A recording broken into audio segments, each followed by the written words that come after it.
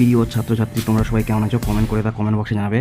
আজকে নিয়ে এলাম তোমাদের জন্য ষষ্ঠ শ্রেণীর অধ্যায় 10 কোষে দেখি 10 আবৃত দশমিক সংখ্যা পার্ট 3। এর আগে পার্ট 1 এবং পার্ট 2 দুটি ভিডিও রয়েছে, তোমরা অবশ্যই সেই দুটি ভিডিও দেখে নেবে। এই ভিডিওতে দাগ নম্বর 3 ও 4-এর অঙ্ক নিয়ে আলোচনা হবে।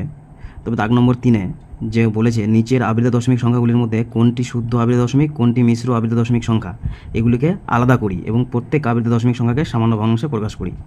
তাহলে আলাদা করাটা আমি এই পার্ট 2 এর শেষে আমি দিয়েছিলাম, ঠিক আছে, যে কোনগুলো মিশ্র আবৃত এবং কোনগুলো শুদ্ধ আবৃত সেখানে আমরা ভাগ করে দিয়েছিলাম। এখন শুধু অঙ্কগুলোকে বিশ্লেষণ করা হবে, ঠিক আছে। তাহলে তোমরা যদি পার্ট 2 না দেখে থাকো তাহলে অবশ্যই দেখবে। ভিডিওটিকে খুব অল্প সময়ের মধ্যে শেষ করার চেষ্টা করব, তাই তোমরা কেউ ভিডিওটি স্কিপ না করে শেষ পর্যন্ত দেখবে। 0.5 পৌনঃপুনিক 4 পৌনঃপুনিক, এখানে 5-এর মাথায় পৌনঃপুনিক, 4-এর মাথায় পৌনঃপুনিক। এর সিস্টেমটা কি? আমরা 0 দশমিক, তার মানে দশমিকের আগে 5 পৌনঃপুনিকের আগে কোনো সংখ্যা নেই, তাহলে 54 লিখে দিলাম। নিচে লিখব যটা সংখ্যার মাথায় পৌনঃপুনিক তটা 9 লিখে দেব, আর এখানে কিছুই নেই, ঠিক আছে। তাহলে এটা হচ্ছে উত্তর 1। আমরা ছোট করার চেষ্টা করব। আমরা 9কে এই 99কে 3 দিয়ে কাটতে পারবো আর 9 দিয়ে কাটতে পারবো, কিন্তু এদেরকে কি 9 দিয়ে কাটতে পারবো? দেখাই, 3 দিয়ে কাটতে পারবো। 54কে 3 দিয়ে কাটতে পারবো। 3 দিয়ে যাবে 3 একবার, আর 2 24, 3 8 24, 3 18 54। তাহলে একেও 3 দিয়ে কাটতে পারবো, 3 3 9, 3 3 9। একে কাটতে পারবো 3 দিয়ে, 3 6 18। একে কাটতে পারবো 3 দিয়ে, 3 11 33। তাহলে এখন কি পেলাম? 6/11। 0.5 পৌনঃপুনিক 4 পৌনঃপুনিক, এই অঙ্কটাকে আমরা সামান্য ভগ্নাংশে পরিণত করলাম। আমি পরপর আরও দুটি অঙ্ক দেখাচ্ছি, 2 নম্বর ও 3 নম্বর। 2 নম্বরটা দেখো, উপরে কি হবে? 39 লিখে দেবো, এবং দুটো সংখ্যার মাথাতেই পৌনঃপুনিক, তাই দুটো 9 নিচে লিখে দেবো। এবার কাটাকাটি করে দেখবো, 3 দিয়ে 13, 3 দিয়ে 33, আর কাটাকাটি যাচ্ছে না, তাহলে এটা করতে হবে 13/33। 3 নম্বর অঙ্কটা দেখবে তোমরা, একটু ভালো করে মন দিয়ে দেখবে। এখানে দেখো, এটা কিন্তু 0.02 পৌনঃপুনিক 4 পৌনঃপুনিক। তাহলে আমরা সংখ্যা কটাকে আগে লিখে দিই। সংখ্যা কটা হচ্ছে 2 4, আর কোনো সংখ্যা নেই, সব শূন্য আছে। তাহলে পৌনঃপুনিক দেখতে পাচ্ছি আমরা দুটো সংখ্যার মাথায়, তাহলে দুটো 9 নিচে লিখে দেবো। এবার দশমিকের পরে এবং পৌনঃপুনিক সংখ্যার আগে কোনো সংখ্যা আছে কি? দশমিকের পরে আছে 0, পৌনঃপুনিক সংখ্যার আগে আছে 0। একটাই সংখ্যা পাচ্ছি, তাই তো। এটা যাই থাক, একটা সংখ্যা পাচ্ছি, তাই একটা 0 9-এর পিছনে নিচে দিয়ে দেবো, ঠিক আছে। এবার এই যে সংখ্যাটা পাচ্ছি, এই সংখ্যাটাকে বিয়োগ করব, ঠিক আছে। মোট সংখ্যাটা থেকে বিয়োগ করে দেবো। সে এই 0 জায়গায় 2 থাকতে পারে, 3 থাকবে, যাহা থাকবে সেটাই বিয়োগ করব। এবার 24 থেকে 0 বাদ করলে 24 থাকবে, আর এটা যাহা আছে বসলো। এবার 3 দিয়ে কেটে দাও, 3 8 24, 3 দিয়ে কেটে দাও, 3 3 9, 3 3 9, আর 0 আছে। তাহলে পেয়ে গেলাম 8/3 3 0। আর এটা কাটাকাটি যাবে? হ্যাঁ, আর একবার যাবে। একে কেটে দাও, 2 দিয়ে 4 হবে। একে কেটে দাও 2 দিয়ে, 2 দিয়ে কাটলে হবে 2 1 2, 6 দিয়ে 12, 5 দিয়ে 10। তাহলে হয়ে যাচ্ছে 4/165। আমি এবার চলে যাব 3 নম্বরের পরে 7 নম্বর অঙ্কতে। তোমরা 3 নম্বরের পরে তোমরা দেখো বাকি অঙ্কগুলা 4 5 6 একই রকম অঙ্ক রয়েছে, ঠিক আছে। তোমরা নিজেরা করে নেবে, আমি স্ক্রিনে দিয়ে দিচ্ছি, এই স্ক্রিন থেকে তোমরা মিলিয়ে নাও। এবার 7 নম্বরে গেলাম। 7 নম্বর বলছে 0.272। এবার কী করবো? সংখ্যাগুলোকে উপরে লিখে দিই, 2 7 2 লিখে দিলাম। কটা সংখ্যার মাথায় পৌনঃপুনিক আছে? একটার মাথায়, তাহলে একটা 9 দিলাম। সরি, দেখতে পাচ্ছি না। সংখ্যাগুলোকে লিখে দিলাম 2 7 2 2 7 2 লিখে দিলাম। কটা সংখ্যার মাথায় পৌনঃপুনিক? একটার মাথায়, তাহলে একটা 9 দিলাম। এবার দেখো দশমিকের পরে কটা সংখ্যা রয়েছে আর পৌনঃপুনিকের আগে। দশমিকের পরে আর পৌনঃপুনিক যে রয়েছে তার আগে কটা সংখ্যা? দুটো সংখ্যা, তাই তো, 1 2। তাহলে দুটো 0 নিচে বসাবো, আর পৌনঃপুনিক এর আগের সংখ্যাগুলো বিয়োগ চিহ্ন দিয়ে বসিয়ে দেবো। পৌনঃপুনিকের আগের সংখ্যাগুলো বিয়োগ চিহ্ন দিয়ে বসিয়ে দেবো, মানে বিয়োগ হয়ে যাবে। এবার এটা সমাধান করো, বিয়োগ করে দাও। 12 থেকে 2 থেকে তো 7, বা এটা বিয়োগটা তোমরা পাশে বসিয়ে করো, কত হবে? 245/900। এটাকে আবার কেটে দাও, ঠিক আছে। আমরা এটাকে 5 দিয়ে কাটতে পারবো। আমরা দেখো 9কে তো 5 দিয়ে কাটতে পারি না, তাহলে 9 পরে 0 90 হবে, 5 18 90, আর 0 এখানে বসে যাবে। তাহলে এটাকেও 5 দিয়ে কাটতে পারবো। 5 দিয়ে দেখো 24কে ভাগ করো, 5 4 20, আর 4 নামবে 45 হবে, 5 9 45। তাহলে কী পেলাম? 49/180। এবারে তোমরা 7-এর পরে 8 আর 9 অঙ্কটা তোমরা নিজেরা করে নাও, একই রকম অঙ্ক, ঠিক আছে। এর থেকেও 7 থেকেও সহজ হবে, 8 আর 9। আমি এবার করাবো 10-এর অঙ্কটা, ঠিক আছে। 10 নম্বরে দেখো, আগে লাইন টানলাম, উপরের সংখ্যাগুলো সব লিখে দেবো, 3 4 3 2। আমি সম্পূর্ণ সংখ্যা লিখে দিলাম। যদি আগে শূন্য থাকে তাহলে শূন্য লিখবো না, বাকি সব সংখ্যাই লিখে দিলাম, ঠিক আছে। আমি কোনো পুনঃপুনি কিছুই দিলাম না। এবার তুলে দেওয়ার পরে কি করব, বিয়োগ চিহ্ন দিব। এবার দেখো পুনঃপুনিকের আগে কটা সংখ্যা রয়েছে আর দশমিকের পরে। এবার পুনঃপৌনিকের আগে কতগুলো সংখ্যা রয়েছে, পুনঃপৌনিকের আগে দেখো 4 আছে, 3 আছে, ঠিক আছে। আমরা এতক্ষণ দশমিকের আগে শূন্য পাচ্ছিলাম, কিন্তু এখন 3 পেয়েছি, একটা সংখ্যা পেয়েছি, তাহলে 3 4 এটাকে বিয়োগ করে দেবো, ঠিক আছে। আর নিচে কি হবে, জটার মাথায় পুনঃপুনিক তটা 9 লিখবো, দুটোর মাথায় দুটো 9।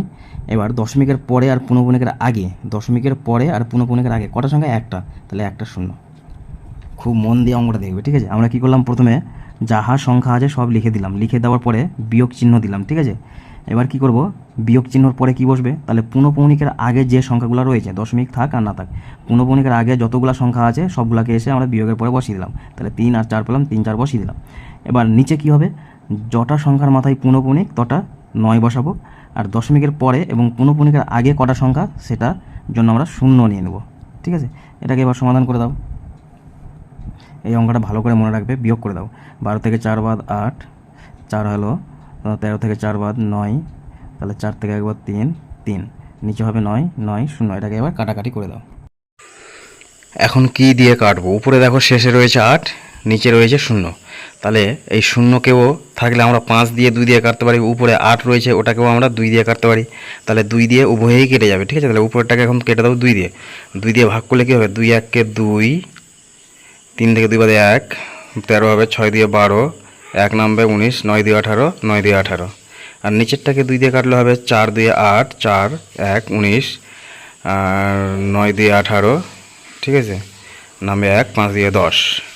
এবার এটাকে ভাগ করে দাও, 1699কে 495 ভাগ করে দাও, ভাগ করলে হবে 3 পূর্ণ 214/495। 11 নম্বর অঙ্কটা তোমরা নিজেরা করে নেবে। এবার স্ক্রিনে দেখতে পাচ্ছ 12 13 14 15 আমি করে দিয়েছি, তোমরা স্ক্রিনটাকে থামিয়ে দিয়ে দেখে নাও, ঠিক আছে। তারপরেও আমি 15 নম্বর অঙ্কটা করে দিচ্ছি, তোমরা স্ক্রিনে দেখো 15 নম্বর অঙ্কটা আমি একটু বুঝিয়ে দিচ্ছি, ঠিক আছে। তাহলে অঙ্কটাকে লিখে নিই, 0.0 পুনঃপৌনিক 1 2 1 পুনঃপৌনিক। তোমরা প্রথমে আমরা সংখ্যাগুলোকে লিখে নিই, ঠিক আছে। তাহলে 121 লিখে নিয়ে তারপরে বিয়োগ চিহ্ন দিলাম। এবার দেখো পুনঃপৌনিক রয়েছে শূন্যের মাথায়, তার আগে কোনো সংখ্যা রয়েছে কি, একটা শূন্য আমরা দেখতে পাচ্ছি, দশমিকের আগে বা পুনঃপৌনিকের আগে একটা শূন্য, তাহলে সেই শূন্যটা বিয়োগ করব, ঠিক আছে।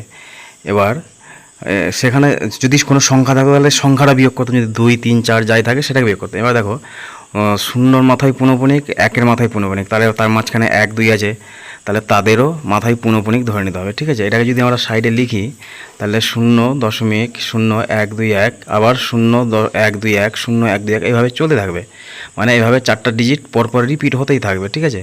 তাই এই রিপিট না করে প্রথম শূন্যের মাথায় পুনঃপৌনিক, আবার শেষ একের মাথায় পুনঃপৌনিক, ঠিক আছে। তাহলে এইভাবে লেখা হয়।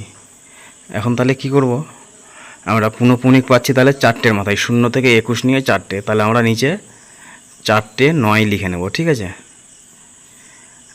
আর পুনঃপৌনিকের আগে কোনো সংখ্যা নেই, দশমিকের পরে বা পুনঃপৌনিকের আগে কোনো সংখ্যা বা কোনো কিছুই নেই, তাহলে কোনো শূন্য বসাবো না, যদি থাকতো তাহলে শূন্য বসাতাম।